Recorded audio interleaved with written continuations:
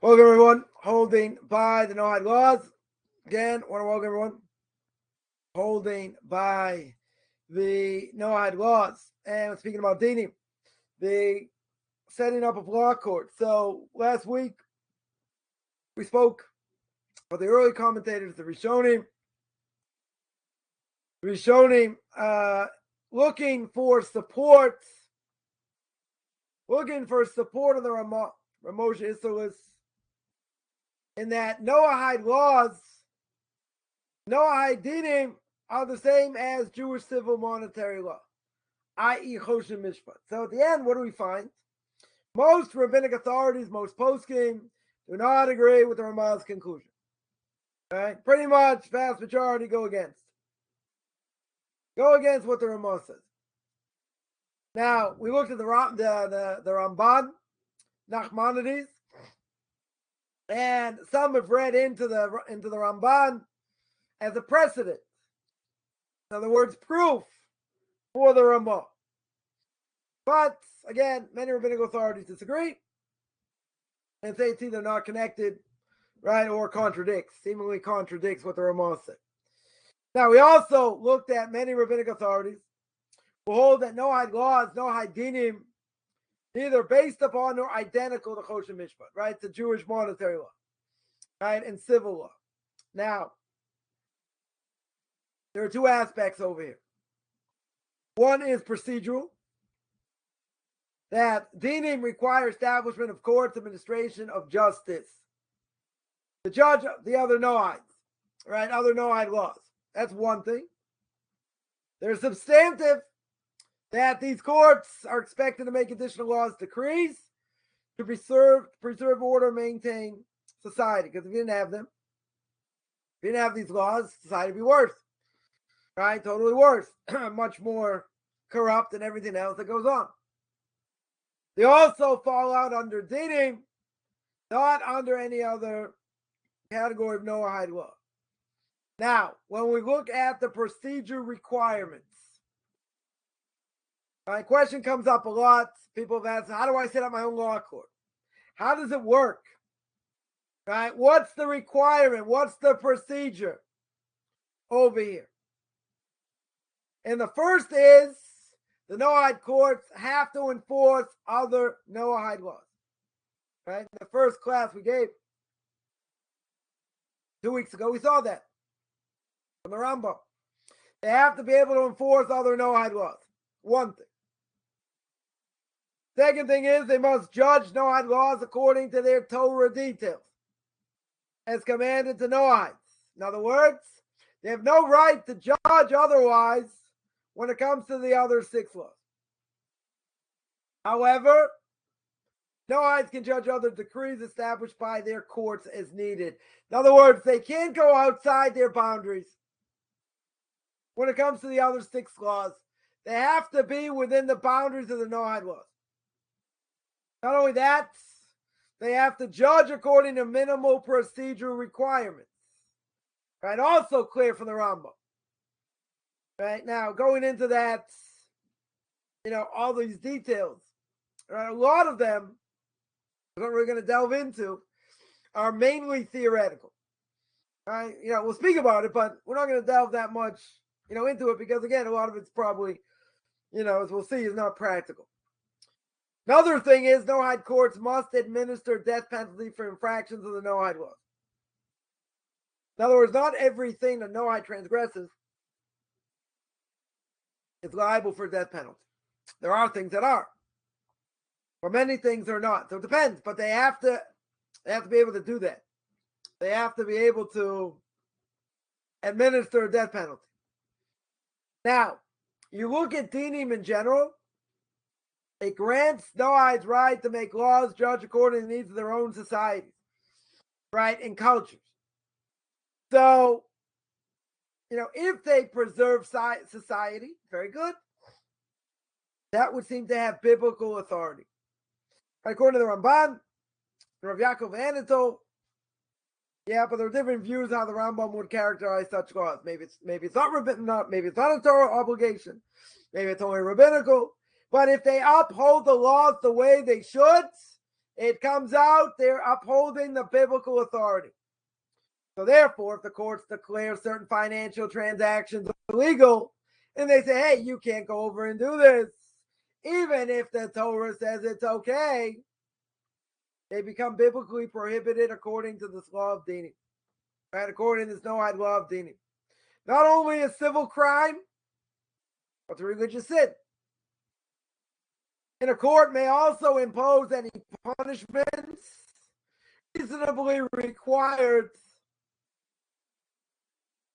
to penalize the guilty and deter other would-be criminals. Right? So they could enact punishments. They can enact punishments over here. Now, they're only empowered to make such laws that are good for society. That would make sense, right? It has to be good. It has to be good over here for society. It's not good for society. What does it help? Right? Why in the world should it help? Right? It's going to be for society. And it has to preserve order. Right? And this is the whole purpose.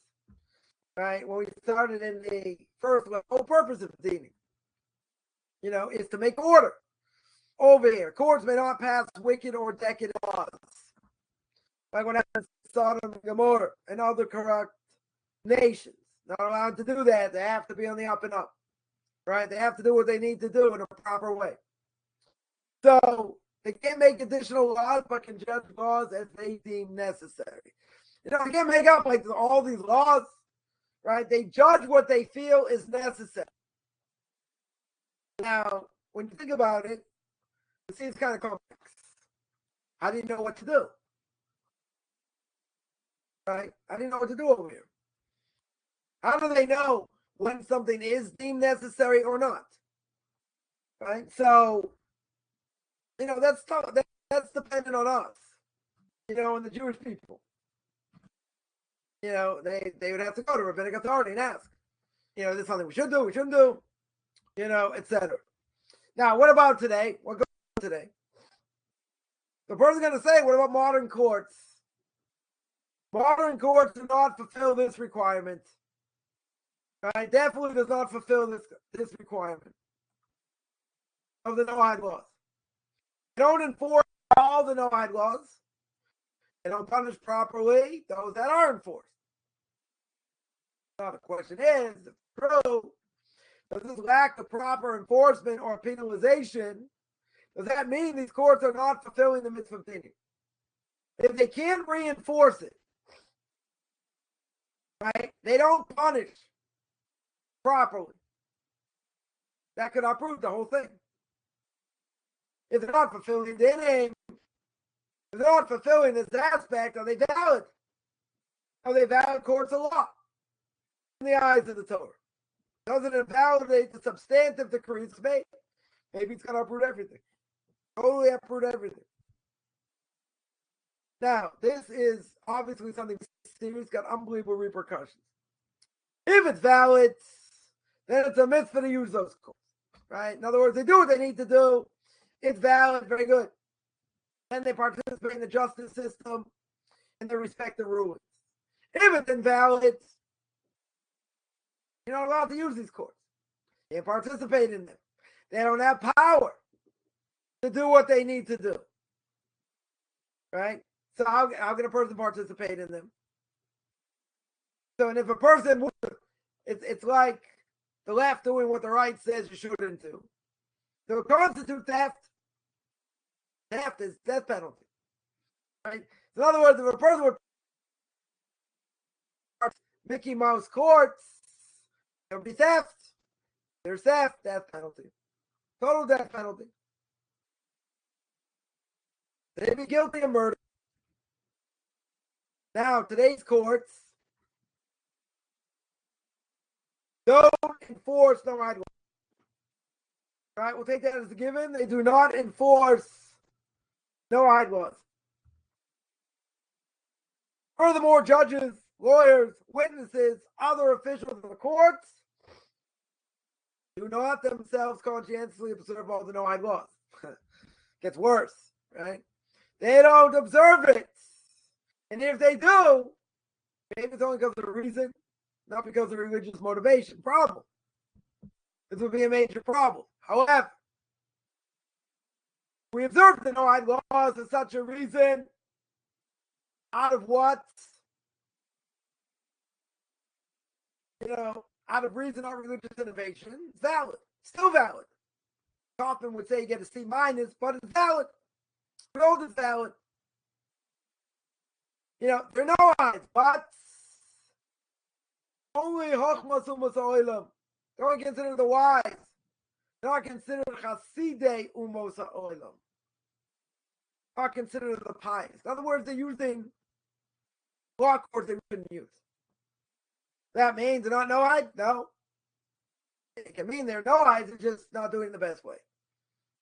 Yeah, so it comes on the Chazon Ish of Avram Shari Kari with the blessed memory, the Baba Kama, chapter 10, halacha 16, and he says in the mitzvah of Dinim, he shows the level of observance and certainly enough the grand secular court's legitimacy under Dinim.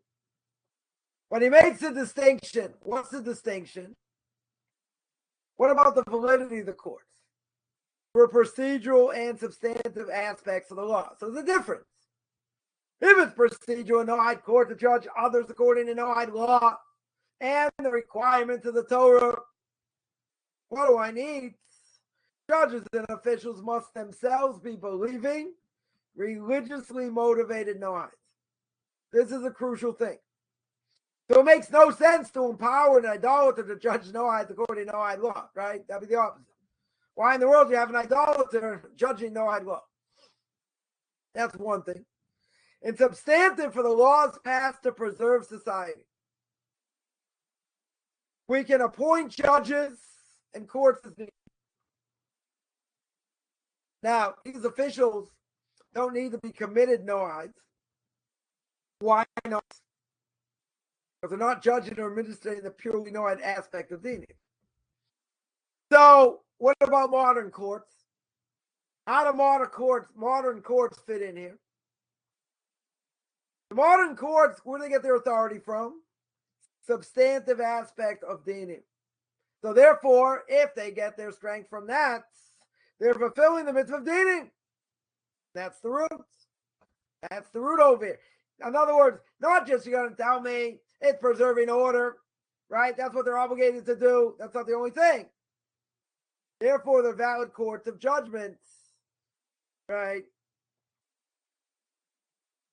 Which is all about preserving order. Okay. But if the individuals running the courts are not committed Noahides, not valid. How could they administer procedural aspects of Dinim if they themselves are not Noahides? Makes sense. You want to be part of the solution, you have to be part of the solution.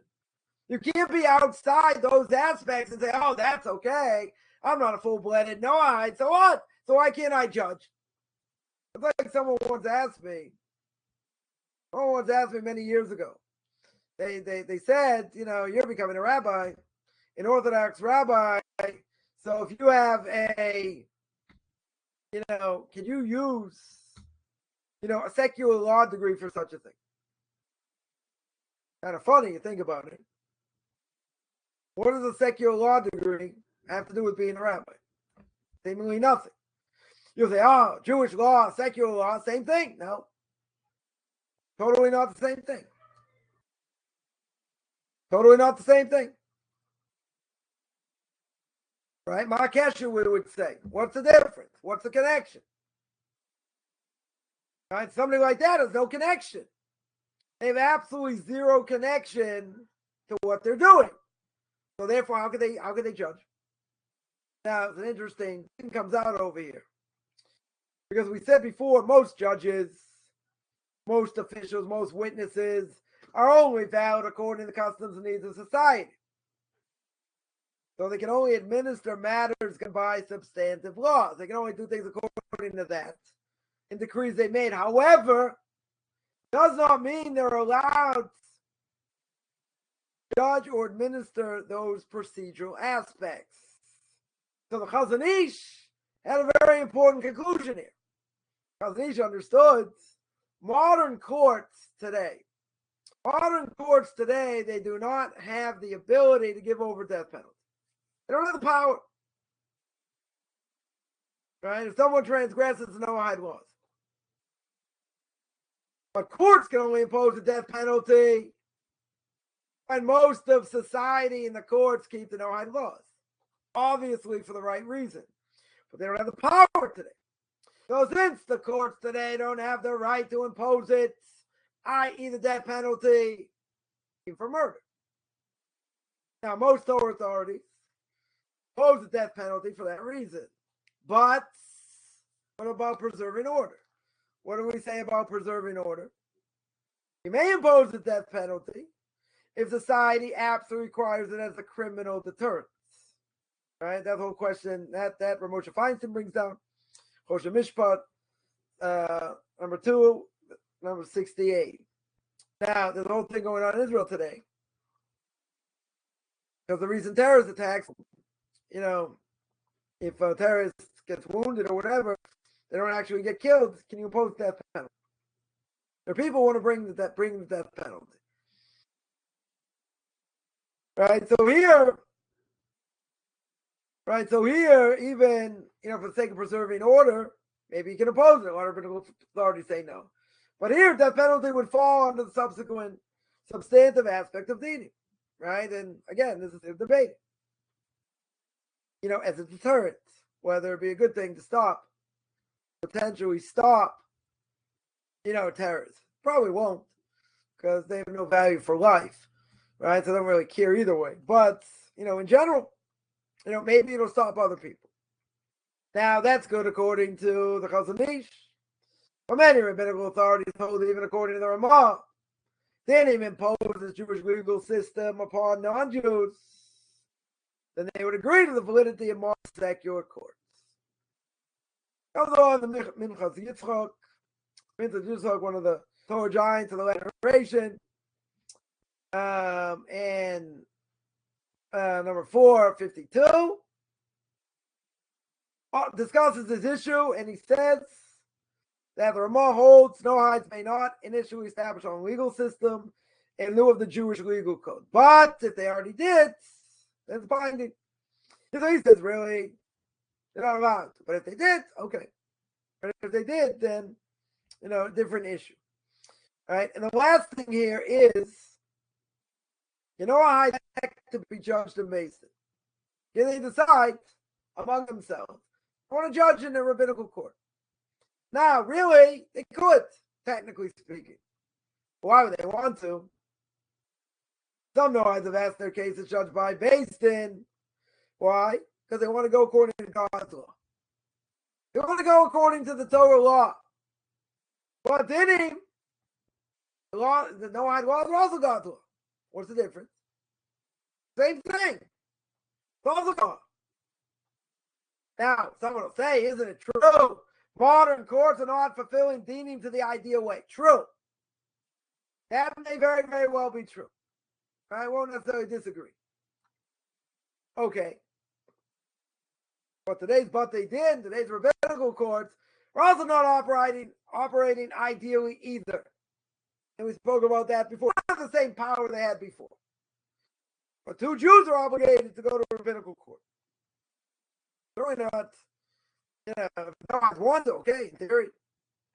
They could, but it's a pretty big sin for a Jew to take another Jew to secular court. They can only go to secular court unless they have permission from rabbinical court. You have to summons. Reuben has to summon Shimon to rabbinical court. Shimon doesn't show up. Right? They summons him the second time. Doesn't show up. Second time afterwards, they come up and say, you better come or you're in trouble. Third time he doesn't come. The rabbis hear his case. If he's got work to say in the case, they'll send him to secular court. They really send him to secular court. Now, secular court, no great shakes. It can also go against Torah law. But you have no recourse. Right? Because you're going to say, if it's a severe prohibition, go to secular court. Even if you get permission from rabbinical court, why go? It's perversion of justice. Does not go according to Torah law. Okay. But what other recourse do you have? You don't have any other recourse. Someone caused you damage, and they won't go to rabbinical court, you're stuck. Right? So you have to go to secular court. You're definitely allowed to go to the secular court, but you have to have permission from the rabbinical court. Right? So you got both ways here. Modern courts don't do dinim properly, but they Dinim also not doing 100% what they should be doing. It's hard, right? In many ways. And the same power they used to have. So we see Jews and Noahides are both far from their ideals, no question. Both very far. Nonetheless, what has God done? He's provided us both with our own unique pathways to Him. Jews are different. Everybody knows Jews and non-Jews are different. We have different obligations. You know all that. So if we have different paths, then they both start and end the same place. Comes from Torah, right? 100%. You know, it's gonna come from Torah. So you're gonna say, okay, it's an imperfect system. We made it imperfect. It's an imperfect system. The question is, does it apply more? Does it apply less? You know, can you apply it? Can they do this? These are questions, right? These are questions. So since there's a flaw in the system in general, and it's not, it's not perfect, then they're gonna go according to us. But again, there are set criteria. Make no mistake. There are set criteria, that they have to meet. So you see, regular courts can uphold that. It's not the best. You really have separate courts, no question. No question at all. But if you can't or whatever, and you go to a secular court, okay. We're not living in an ideal world. You have no choice. Right? That's what you have to do. Yeah. So, any questions on that? What the procedural requirements are, substantive decrees, and modern courts today? Any questions on any of that?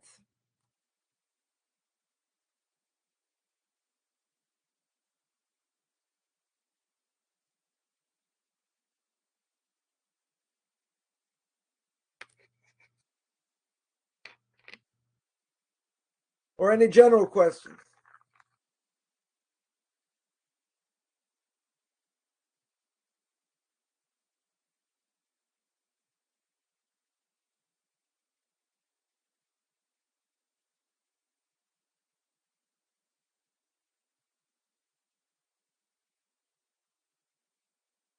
All right, we'll see how fast each we can type. Or you can unmute yourself, either way.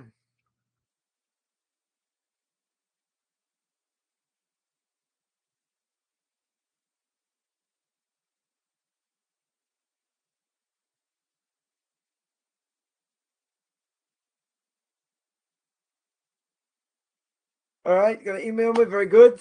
Yeah, so we're almost coming to the end. So yeah, Ray, if you want to, take out the survey, want to do duties of hearts, so, see where it, see where it goes. I guess no one has any other questions. I'm going to sign out. Anyone has any questions, certainly email me. Otherwise, I'm going to sign out. Wish everyone a good middle of the day, almost end of the day for me. And everyone have a great rest of the week.